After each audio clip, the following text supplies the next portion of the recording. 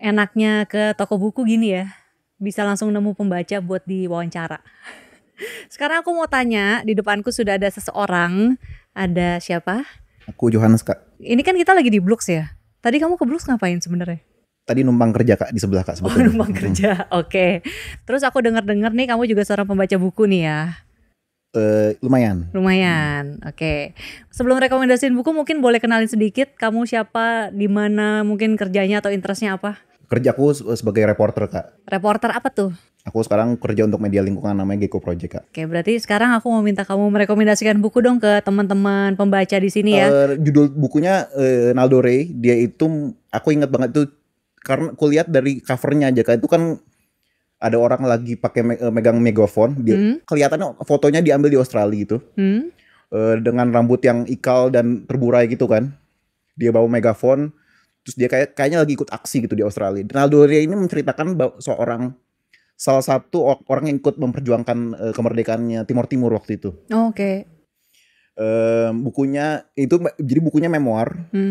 Dia menceritakan bagaimana aku suka dia itu karena memoir jadi bercerita kayak. Tapi di situ aku dapat banyak banget dimensinya soal isu sosial, politik Timor Timur menjelang kemerdekaan. Terus dan karena dia sebagai memoir, dia narasinya jadi lebih mengalir gitu. Dan memang ceritanya banyak cerita-cerita tragedi dan heroik sebetulnya. Yang benar-benar itu aku bacanya itu lumayan terperangah gitu karena dia menceritakan secara detail siksaan yang diterima waktu itu sebagai seorang kurir ya, dan punya hubungan dekat waktu itu dengan pembesar-pembesar di Timor Timur itu. Jadi buat aku itu salah satu buku yang mengena buat aku sampai sekarang gitu.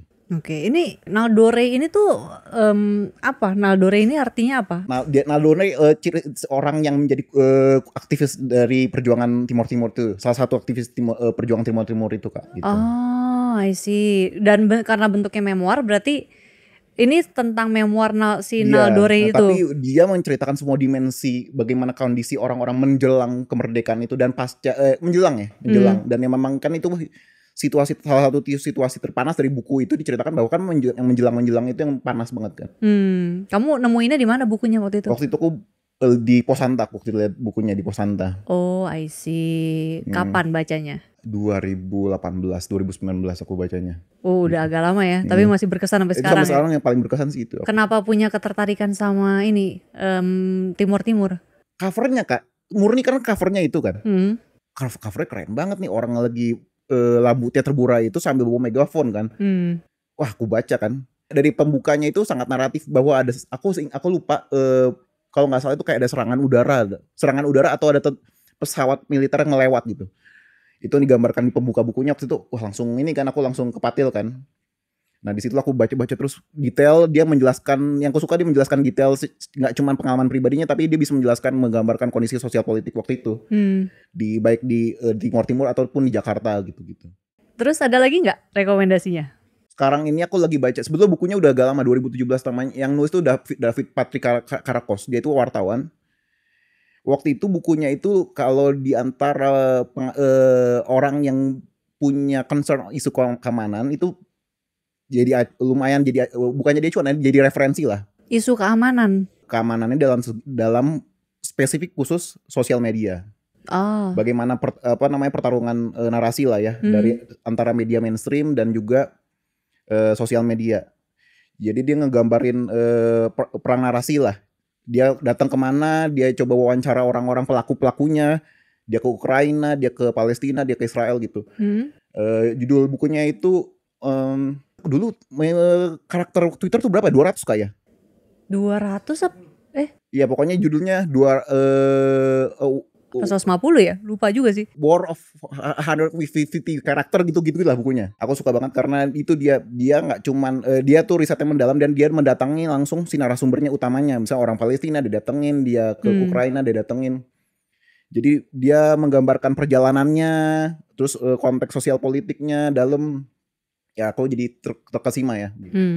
Tadi perang antara si sosial media. Jadi misalnya bagaimana orang-orang aktor-aktor ini baik negara ataupun orang-orang individual itu mereka bisa ngebangun narasi gitu. Nanti kan itu perang memang terjadi misalkan dunia nyatanya, misalkan di Ukrainanya gitu. Iya. Tapi ada aktor-aktor tertentu yang bermain di narasi sosial media. Nah, itu kan jadi ngebuka front lain kan. Iya. Nah, itu dia menjelaskan bagaimana sosial media berpengaruh kuat dan bagaimana media mainstream itu sempat ketinggalan lah gitu. Karena ada perang narasi di sosial media gitu. Berarti dengan perang yang terjadi di kehidupan nyata dengan kemudian akhirnya narasi yang dibawa di sosial media maksudnya saling berkesinambungan gitu. Saling berkelindan itu, Kak. Oh, oke. Dia ngebahas tentang si Ukraina. Berarti Banyak sebenarnya kan itu buku baru ya? 2000, aku ingat aku 2017-an kalau nggak salah. Oh, 2017. Oh, oke. Terus kalau kamu ngelihatnya sendiri gambaran sama apa yang terjadi di sini gimana? Itu memang relevan ya, tapi kan karena dunia sosial media kayaknya begitu bergeraknya cepat banget kan dari sisi industri gitu ya. Dan bagaimana media mainstream punya pace-nya sendiri sampai akhir ini mungkin bagi banyak orang itu ketinggalan gitu ya, media mainstream.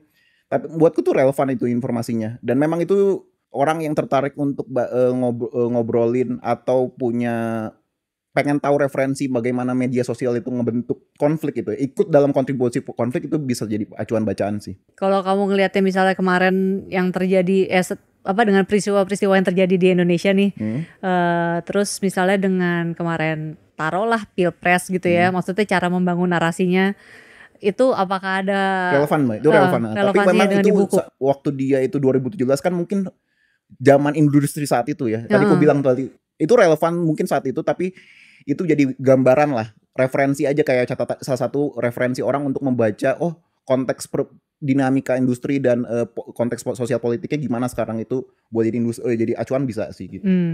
Kamu sebagai orang media kan berarti ya. Berarti kamu kan orang media nih, kerja di media sekarang. Menurutmu buku ini masih relevan dibaca sampai sekarang juga? Relevan sih. Buat kajian orang yang tertarik media tuh relevan. Untuk memahami dimensinya itu sih, Kak.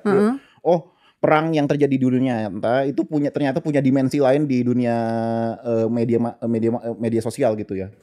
Untuk memahami itu menurutku itu itu lumayan relevan sih. Gitu. Kalau kamu terapin ke kerjaanmu sekarang, ini nggak maksudnya bisa diterapkan juga nggak di kerjaanmu yang saat ini? Oh iya, jelas karena di situ dia kan nyantumin beberapa referensi orang yang menjadi pemain baru di perang narasi itu kan.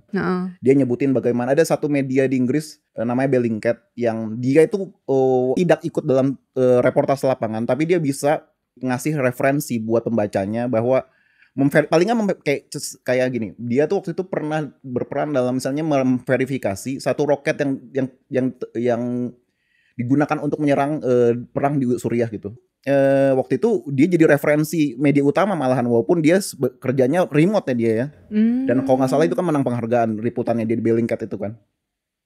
Nah menurut gue buat sebagai wartawan aku penting ilmu yang dihasilkan Elliot Higgins sama wartawannya nama itu tadi ya. Orang yang berperan di media itu namanya Elliot Higgins ya, itu jadi referensi kawan-kawan juga sih sebetulnya gitu. Oh, oke. Dia bisa mendapatkan informasi itu dari mana berarti? Open source investigation. Dia ngebaca kalau bukan cuman maksudnya dia ngeriset dari misalnya bahan-bahan sosial media dari informasi terbuka gitu. Dia verifikasi berbagai sumber gitu. Jadi bahkan dia bisa mencari sumber-sumber berita dari media sosial. Iya. Oh, oke. Menarik juga ya. Itu digambarkan di bukunya si David Patrick Karakos itu. Ada lagi bukunya? Udah, itu dulu aja, Kak. Udah. Oke, Yohanes, thank you ya buat rekomendasinya. Banyak, Kak. Semoga berguna juga buat teman-teman. Jadi yang pengen tahu nanti ke belinya di mana waktu itu? Lupa nanya. Aku itu beli di Big Bad Wolf. Kalau yang si David Patrick Karakos di Big Bad Wolf gitu. BBW. Oke. Ya kalau nggak di BBW berarti nanti coba cari di online aja ya, googling dulu beli bukunya di mana, siapa tahu ada juga di sini.